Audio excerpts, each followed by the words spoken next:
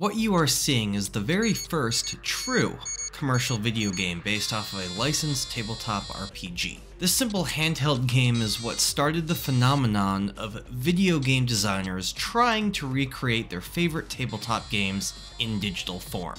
This, of course, finally led to the most recent release, and even though much has changed over 41 years in technology, I'd bet that some would rather play the former than the latter.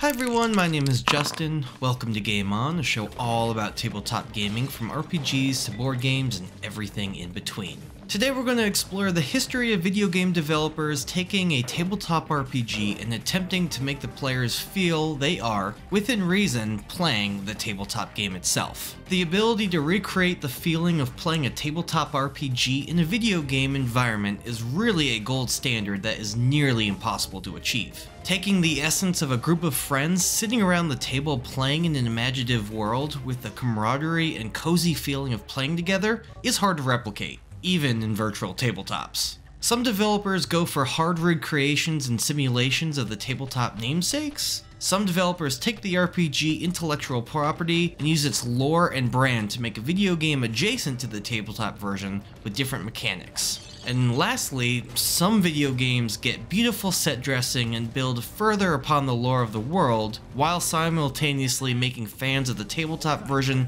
distance themselves from a failure that was the game. So we're not going to talk about every video game made from a tabletop role-playing game. The Dungeons and Dragons video games alone would take up a whole video of their own. Instead, we're going to highlight 25 games that were either the first, the one and only, or in my opinion, huge successes or flops and milestones using the tabletop RPG intellectual property. A quick last note, not all of the footage is gameplay from us. As a matter of fact, all of the gameplay is from other players, and we are citing all of our donors. Alright, let's get started. The D&D computer fantasy game is a handheld video game made by Mattel and published by the company in 1981. Finding thoroughly written reviews on this game is difficult. However, the general online sentiment seems to be that people enjoyed it. Electronic Games Monthly in 1983 stated that this game, quote, is sure to win your heart, end quote. It may have been the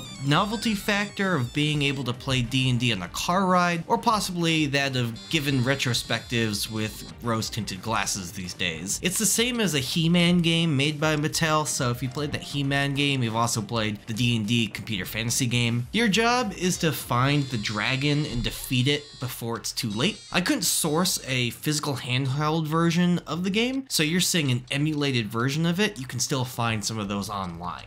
The next attempt at porting a tabletop game into a video game was again by Mattel and their Intellivision system in 1982. AD&D Cloudy Mountain tasks the players of finding two pieces of the crown of kings and going to the dreaded Cloudy Mountain, where you must defeat two separate dragons, collect both pieces of their crown, and survive the onslaught of enemies to win the game. The novel approach to this game was that the dungeons, once you were in them, were procedurally generated, making the dungeons feel, to an extent, different through each playthrough. Yet, with few enemies and even fewer things to do, AD&D Cloudy Mountain was seen as a letdown to many people.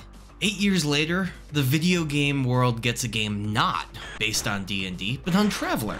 MegaTraveller, Zhodani Conspiracy, was developed and published by Paragon Software in 1990. Playable on the Amiga, the Atari ST, and MS-DOS, boy, is this game just clunky. Taking a space flight and ground combat simulation game and giving it horrible flight and combat controls just makes this a difficult game to play. The story seems interesting in a way, but it's just not enough to keep players interested for very long. I'm a Traveller fan and I still can't get myself to play it too much. I know I'm not the only one feeling this, as Computer Gaming World and Amiga computer magazines have a sour taste in their mouths after playing this as well. It's free to play on your browser on the My Abandonware website. I'll have a link to it below. Just make sure that if you wish to play it, run the trav.com and not the startup.exe executable. It helps avoid a copyright protection issue. And one last thing, as soon as you start the campaign, be ready to run, as the very first screen of the game has an undefeatable combat that you're supposed to run from.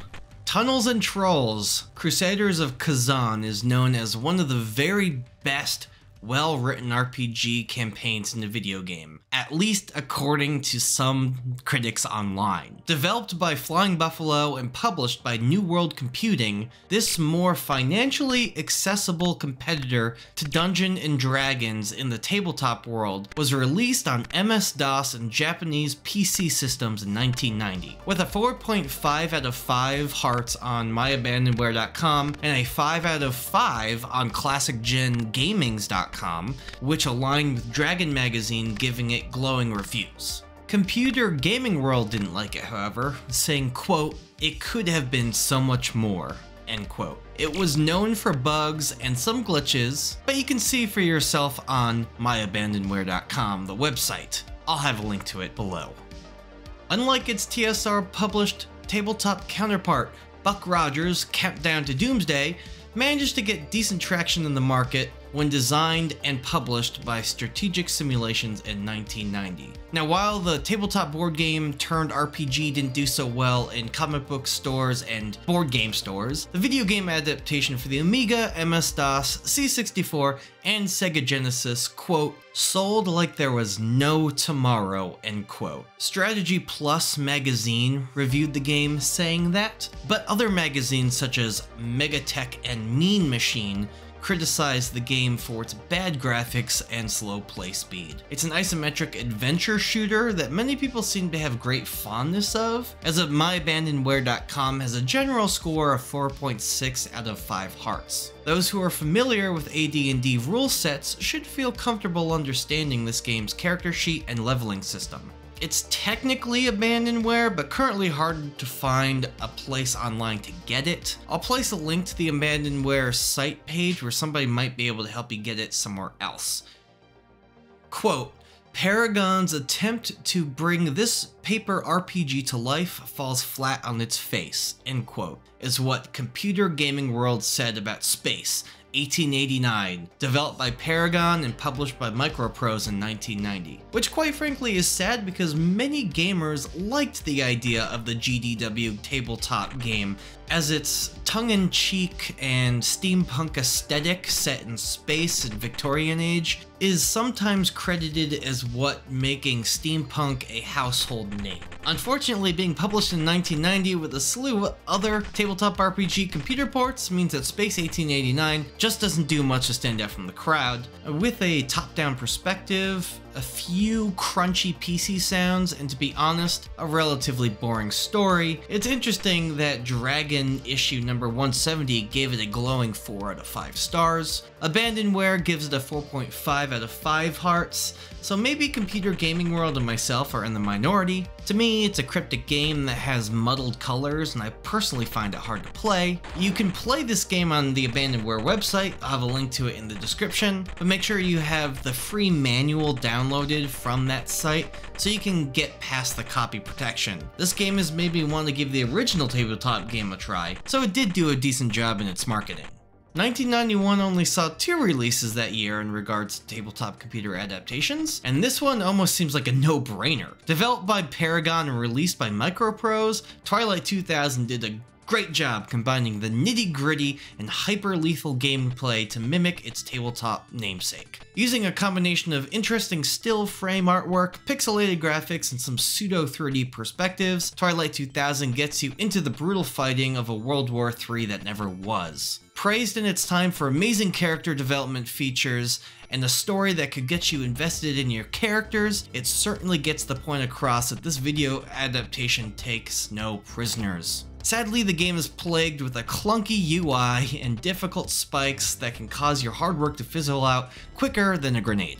Computer Gaming World gives it a 3 out of 5 stars, and PC Games Magazine gives it a 60 out of 100. Both rough scores, but it's because of the UI and sometimes confusing controls and objectives. People seem to remember Paragon Software's game more fondly, giving a 4.6 out of 7 hearts, and has some praise in the comments section on the Abandonware sites. You can download this game on the My Abandonware website, but sometimes the 2000 executable crashes when you type it into DOSBox, and you have to try 3 or 4 times to get it running.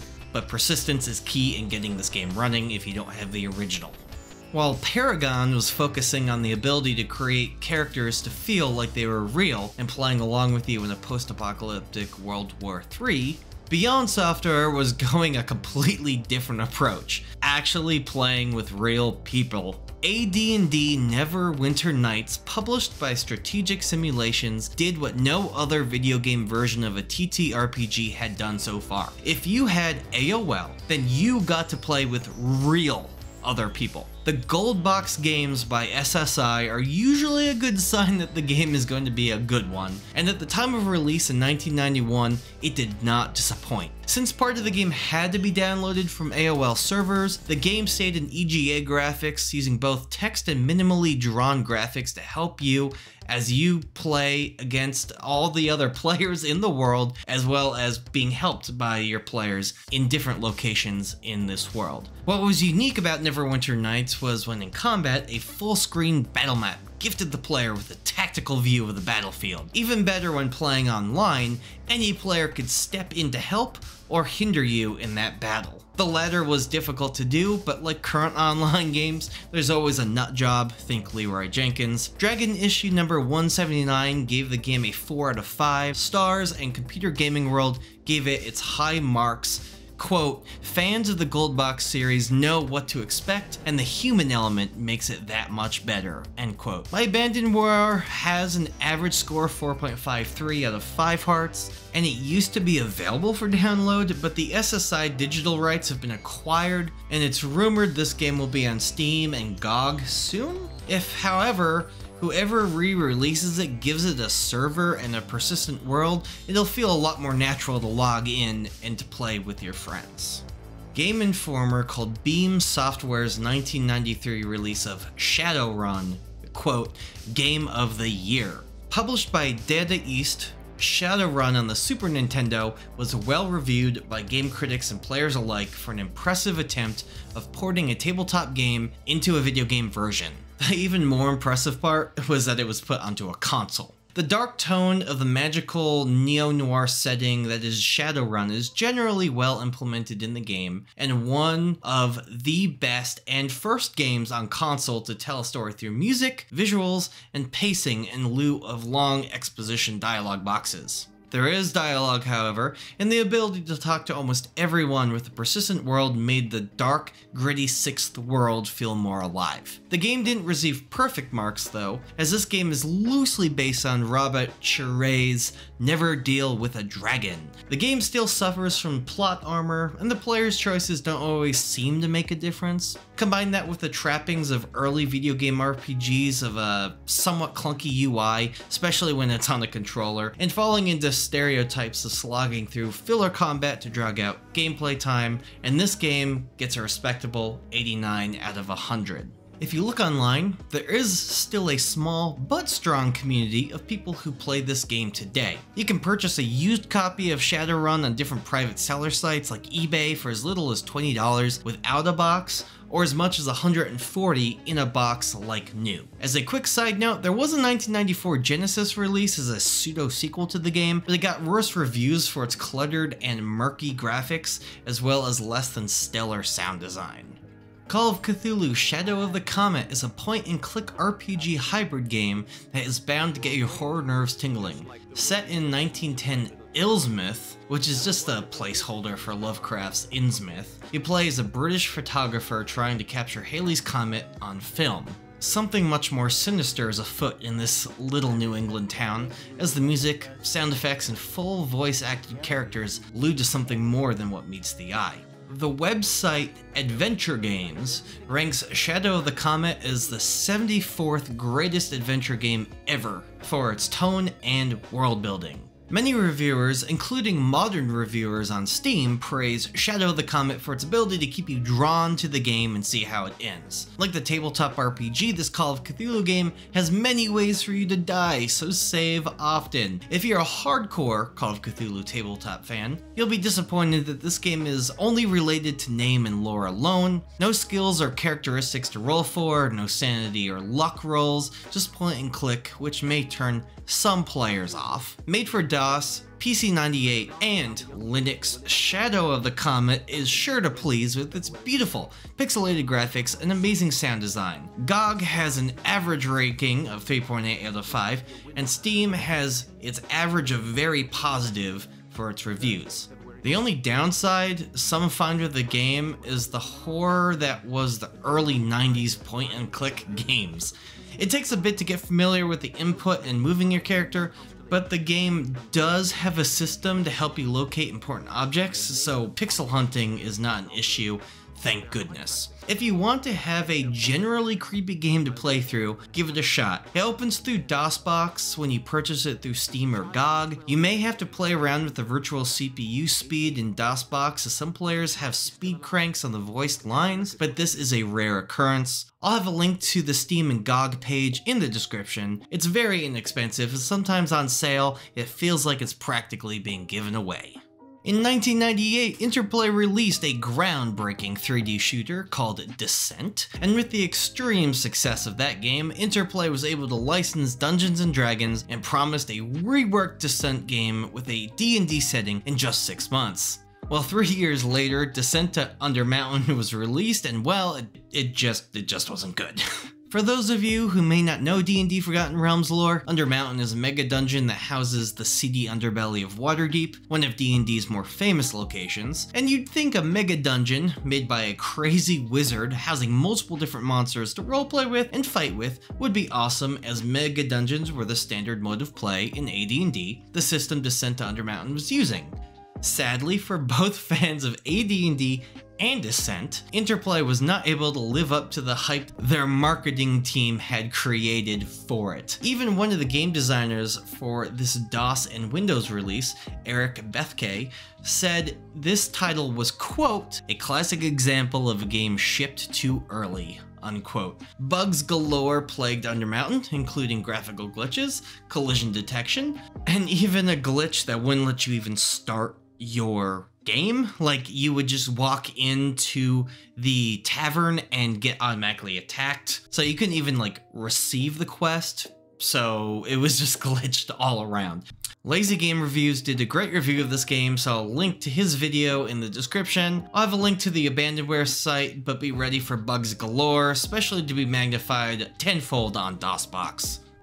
Descent to Undermountain may have been a letdown, but another D&D game was released the same year and has been touted as one of the best RPGs of all time, let alone RPGs based on tabletop IPs. Published by Black Isle Studio and ironically Interplay, Baldurs Gate, developed by BioWare, was and still is a masterpiece of a game, according to critics and fans alike. You could probably tell I'm a bit of a fan myself. In a single-player game, Baldur's Gate gets as close as it can to mimicking its 2nd edition AD&D tabletop counterpart. A game that plays out a prologue and 7 chapters, more of the world opens, and starting with what seems like a small conflict in the early stages of gameplay, to an all-out save the planet, oh gods, we're going to die, twisty-turny plot that'll keep you glued to your screen. The unique combination of 3D backgrounds and animated sprites were able to give this world a beautiful, yet lived-in look, and all the terrain types you could ask for appear, making the game feel more like a true D&D game. A combination of no less than 11 gaming magazines and websites call Baldur's Gate the Game of the Year in 1998. Sales records also show its popularity, with 2.5 million in sales in just a few weeks. Computer Shopper, the magazine, calls Baldur's Gate, quote, the best AD&D game to grace a PC screen, end quote. The 91 out of 100 score on Metacritic can attest to that. The game is available on Steam and GOG, so you can download it now. You can also get this game on Android devices by developer Beamdog for $10, though online ratings suggest you have a bigger screen to play it. Developer A Sharp had some big shoes to fill coming into the market after such a big hit as Baldur's Gate. King of Dragon Pass, a self-published title, went a different route than the standard RPG experience. Taking place in the Runequest setting, King of Dragon Pass has you fill the role of a tribe elder as you slowly rise to become king of the land. There are RPG elements in this game, but think of it as more of a Sid Meier's Civilization game mixed with some resource management board games and a choose-your-own adventure book thrown in for good measure. Along with Baldurs Gate, this is a Windows and Mac game, but it also had a mobile release. 2014 saw a re-release of the game on iOS, Android, and Windows phones by HeroCraft. It has high marks on iOS and Steam with a Metacritic score of 90 out of 100 and very positive reviews on Steam. Sadly, the Google Play Store has some less than stellar reviews, and of this recording has only a 3 out of 5 stars, but you can pick it up on Steam or your device app store for about 10 bucks, so give it a go if you're interested in that kind of game style.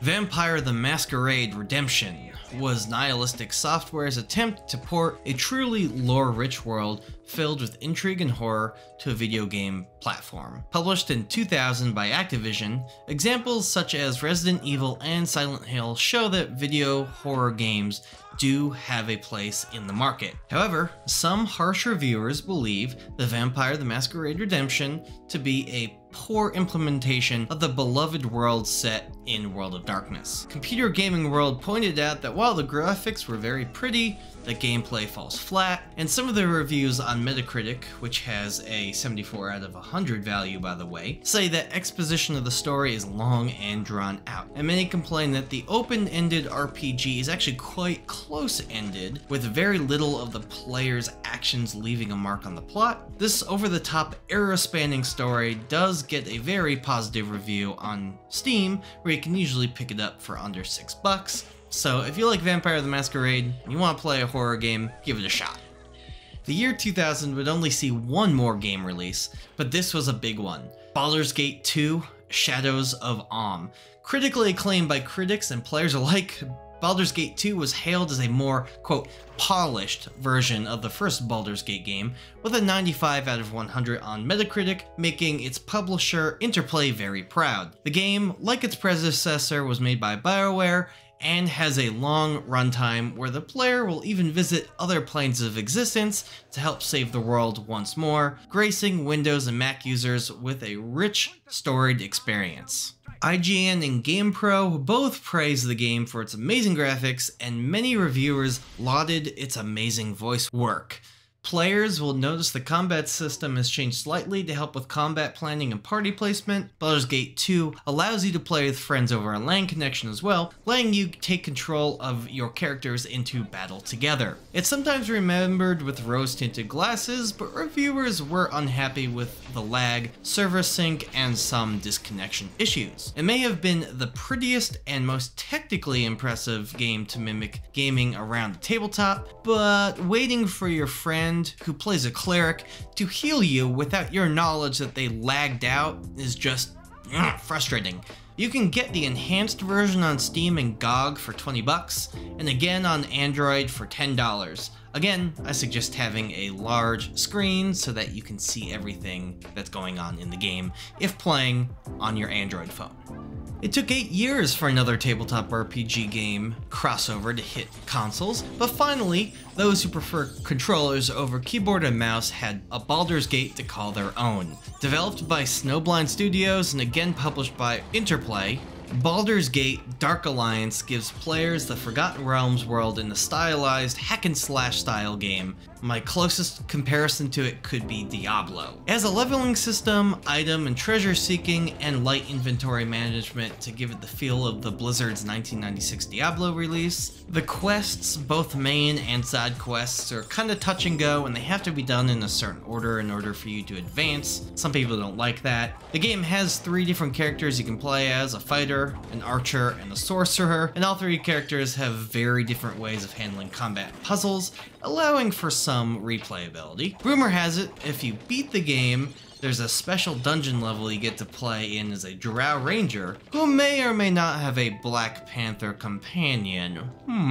While Snowblind handled the Xbox and PS2 release, High Voltage Software developed the GameCube port, and Magic Pockets developed the Game Boy Advance port, the second of only 3 handheld games on this list. The game was generally well received on all 4 platforms, and the highest Metacritic score being 87 out of 100 on PC PS2, and the lowest rating being 76 out of 100 on the Game Boy Advance. A game reviewed as not serving anything new and fresh, it was still acknowledged to be a fun hack and slash, and was even considered to be one of the best of its genre on the Game Boy Advance. Funny enough, another developer that we'll see later on this list, CDProjeckt, was doing an early 2000s window port, but the actual port that you're gonna find on Steam was done by Square One. The newest Xbox and PS4/5 and Switch all have an enhanced edition now, and they were all released in 2021. The new updated ports can be found on their respective stores for roughly $30 American.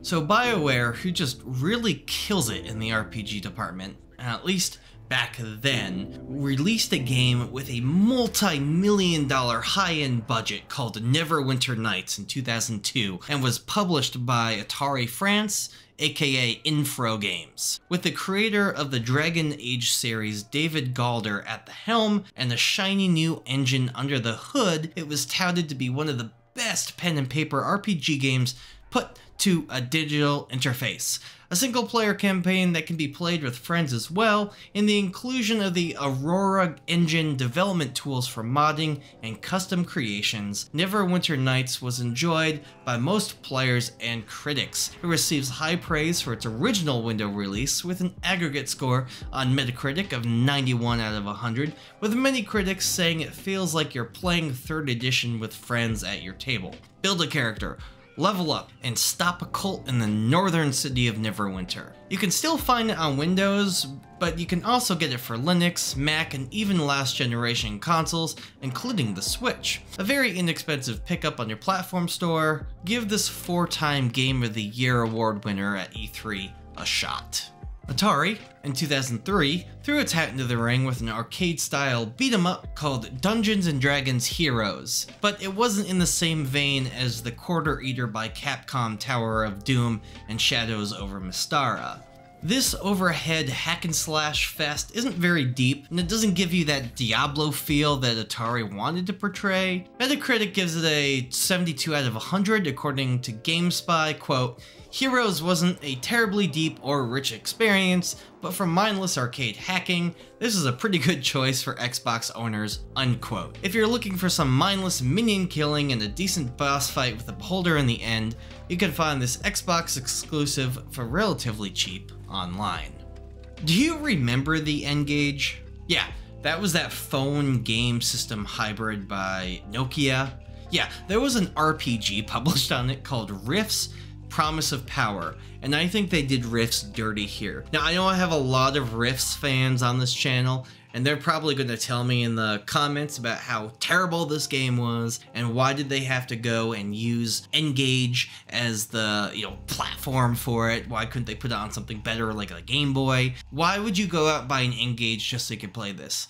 If it came out on the Game Boy, most people probably would have at least played it, or at least enjoyed it just a tiny bit more. It was made by Backbone Entertainment and published by Nokia. I can't find much information on its sales. This 2005 release has a 75 out of 100 on Metacritic, though some people are questioning if that's actually a real good number for what it should be rated as. There's really not that much information of it online. There's some old message board questions on GameFAQs that are over a decade old at this point. People asking questions. Can't really find too much information on it right now, but if you guys find any more information, let me know. Let me know in the comments. Did you go out and buy an N-Gage to play this game? Do you even know what an N-Gage is? How old are you guys? I mean, a lot of you guys are probably old enough to know what an N-Gage is, but I'm sure there's some of you who are old enough and still don't even remember that the N-Gage existed.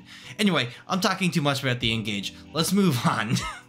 So by 2013, World of Warcraft had been out for, 9 years already? Well, what if you took those same MMORPG elements from World of Warcraft, strip them down, and then make the free-to-play game set in the Forgotten Realms? Well, you got yourself a game called Neverwinter. I'm trying to be more objective than subjective in this video. I'm trying. But if I may interject my opinion, this game is a letdown for me. Perfect World Entertainment published this for PCs, Xbone One, and PS4, with Cryptic Studios developing it, at least originally.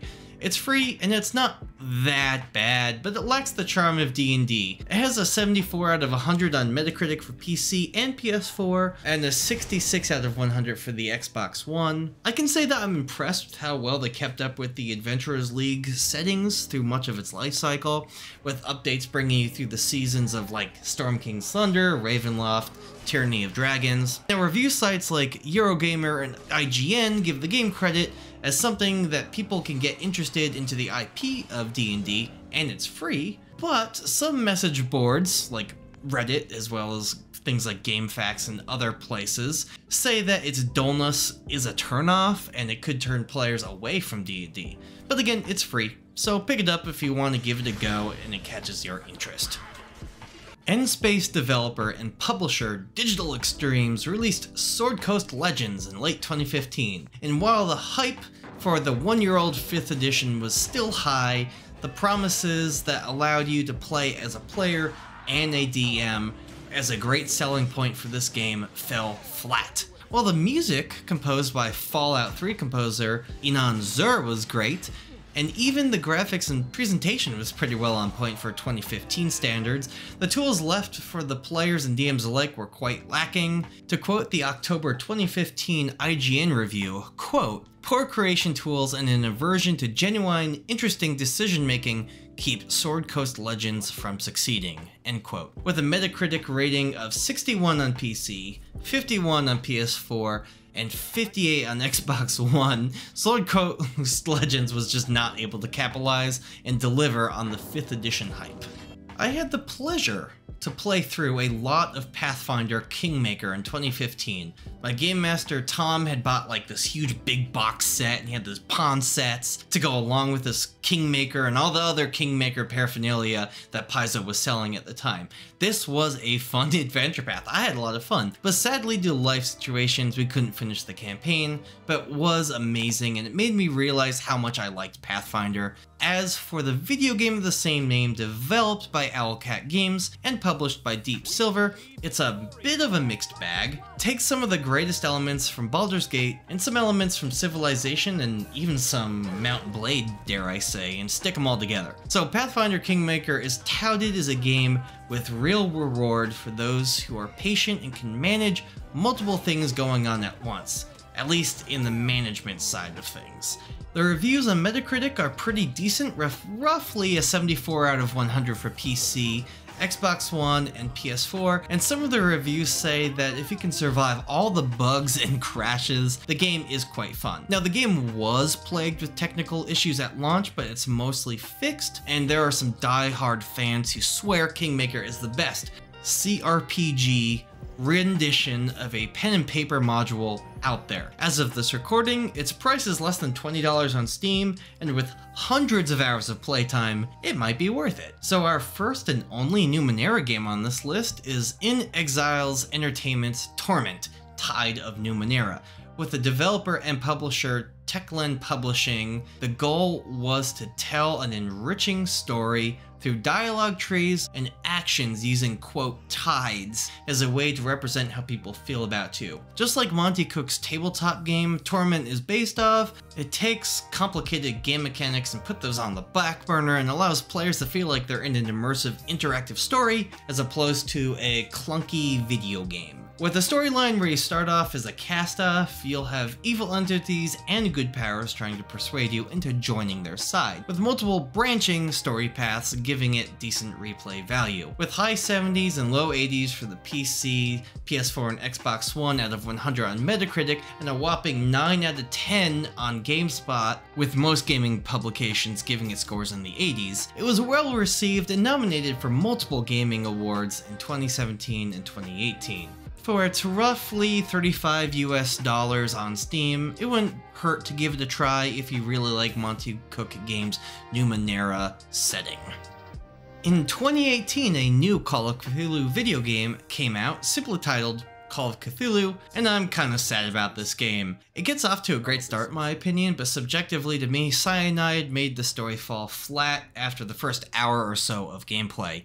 This game was stuck in a bit of development hell, so I can understand why this went from a game advertised by Focus Home Interactive as a Sherlock Holmes style game with some Lovecraftian horror to a stealth psychological horror, when in 2016 Cyanide picked up the pieces that Frogware Games left off in 2014. Using the Unreal 4 engine, it is a pretty game. It gives it the wet and sticky feeling people kind of think about when they're reading Lovecraft. Some game review sites claim that this is more of a survival horror than an RPG and has very ambiguous storytelling, and the feeling of progression feels stiff and underdeveloped. Personally, I agree on that, but again, that's just my subjective take. This game, for what it's worth, has you investigating a cult in the 1920s, where you, the player, takes control of Edward Pierce, kind of a disgraced, drunk war veteran who is now turned into a private detective. You know, Call of Cthulhu game stuff, and there are multiple endings depending on how you play through the game. But according to many online reviewers, it just doesn't have that Lovecraftian feel. It's almost there, but not quite. For all platforms, Metacritic gives it in the mid-60s out of 100, but some, including IGN's DM Schemmer, likes the authentic dialogue. According to him, it's about $20 USD on Steam. Many reviewers suggest that you wait for a sale. I'm also one of those people that suggest waiting for a sale on this game. Otherwise, it's actually kind of a fun distraction. According to a GameSpot article, Larian Studios said that the reason why the GOG and Steam page for Baldurs Gate 3 went down was because 70,000 people alone on Steam downloaded Baldurs Gate 3 in the first few minutes it went live. Larian Studios' self-published Baldurs Gate 3 released into early access in October of 2020 for the PC and Mac and the Stadia, and will be coming to the Xbox and PlayStation in its full release in roughly August of 2023. With 59,000 reviews and 54,000 of those trending very positive on Steam alone, you can come to the conclusion that this game is delivering on its promise. Using their Divinity Original Sins background, Larian is bringing the 5th edition D&D experience to the digital side with hop in, hop out co-op and an engaging story that deals with mind flayers, devils, and the astral seafaring Githyanki. It's a game that shows when the developer really puts all their eggs into one basket, it can work well. Technology, writing, and some slight creative changes in gameplay all mesh together and bring the tabletop experience right to your keyboard. Sadly, as of this writing, your progress in early access won't translate over to the full release, which is sad, but since you can play through this story multiple times with multiple outcomes, it won't be all that bad. I've had to play it a couple different times every time they reset the early access servers, but it's still quite fun. Well, the final game for this video is almost the polar opposite of Baldurs Gate 3. You see, Baldurs Gate 3 has some hype, but not as much as this. And then Baldur's Gate 3 released and knocked it out of the park. On the opposite end of the spectrum is CDProjeckt Red's Cyberpunk 2077. On one hand, it got a whole bunch of people to join the Cyberpunk RPG subreddits and Facebook pages. On the other hand, it left a sour taste in many people's mouths. I personally like the game. I play it on PC and I don't have as many problems as like my brother does who plays it on the console versions, but it's still difficult to find a bright side in all of this. It's been hyped for half a decade or more. Cyberpunk 2077 was supposed to be hands down one of the best games of the decade, if not ever, but it was not very faithful to the RPG recreation. The online scores are mixed. On one hand, it gets a Metacritic score of 86 out of 100 for PC. On the other hand, the PlayStation 4 has a 57 out of 100, 75 out of 100 for its next-gen brother, the PS5. The Xbox One and the Xbox Series SX fared a little bit better, but it's not nearly as good as the PC. It's like in the 80s. Some people will love that it retells the story of Johnny Silverhand. It's a pretty interesting story from the original Cyberpunk books, and even in Cyberpunk Red, retelling that story. And it helps get game masters and players in the headspace for Cyberpunk Red or Cyberpunk 2020 or whatever Cyberpunk you are playing. I think it's fun. It's not a bad game. It looks pretty, but it does crash a lot. I had the window issue where I just couldn't hop into the window at the gas station. It seems like a lot of people had that problem. I know it's trendy to trash on it, but Cyberpunk 2077 did help a lot of people get back into the role-playing world, and even got more people interested in Cyberpunk as a whole. So hey, I think it kind of helped a little bit in the marketing of at least the RPG. Wow, okay, that was a lot. But as tabletop RPGs get more players and technology gets better, we'll probably continue to see video game adaptations of pen and paper RPGs get even better. Now I'm thinking about maybe doing a mini follow-up to this video if people are interested enough. There are some video games that use mechanics heavily based on old pen and paper RPGs that aren't direct digital versions. I'm thinking like Wastelands or Knight of the Old Republic. I want to mention that some video games have some tabletop RPG renditions taken from the game. Think of Fallout's special system is now in Modiphius's Fallout RPG, or the Wing Commander RPG that was born out of the video games. I know I didn't include every game on this list, so if you have some recommendations, let us know in the comments below. What game do you think best reproduced the pen and paper RPG feeling in a video game? Thank you all so much from the bottom of my heart for watching. Once again, my name is Justin. Leave a comment, leave a like below, and as always, game on.